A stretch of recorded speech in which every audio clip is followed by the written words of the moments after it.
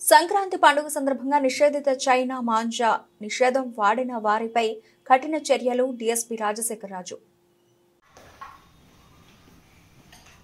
So ఈ సంక్రాంతి పండుగ సందర్భంగా ఈ పతంగిలు కైట్స్ ఫ్లై చేసేటటువంటి ట్రెడిషన్ చాలా స్ట్రాంగ్గా ఉంటుంది కాబట్టి మిర్యాలగూడ పట్టణానికి చెందినటువంటి వారు తర్వాత మిగతా మండల కేంద్రాల్లో ఉన్నటువంటి కొంతమంది వ్యాపారస్తులు ఈ చైనా మాంజా తెచ్చి ప్రజలకు అమ్ముతున్నారనేటటువంటి సమాచారం మా దగ్గర ఉంది.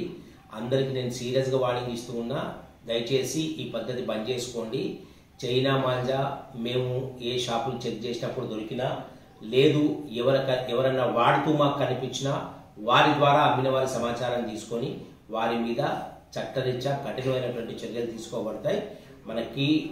మన బిజినెస్ అది ఎంత ముఖ్యమో ప్రజల రక్షణ ప్రజల ప్రాణాలు కూడా అంత ముఖ్యం కాబట్టి ఎన్నో అనర్థాలు జరుగుతున్నాయి వీటితోటి. ఇది రిపీట్ చేసినా ఎక్కడన్నా చైనా మాంజా అమ్మినట్టు తెలిసినా వారు మాత్రం వారి లైసెన్స్ క్యాన్సిలేషన్ గురించి రాస్తాము. అదేవిధంగా వారి మీద క్రిమినల్ కేసులు కూడా పెట్టడం జరుగుతుంది. థ్యాంక్ యూ అండి.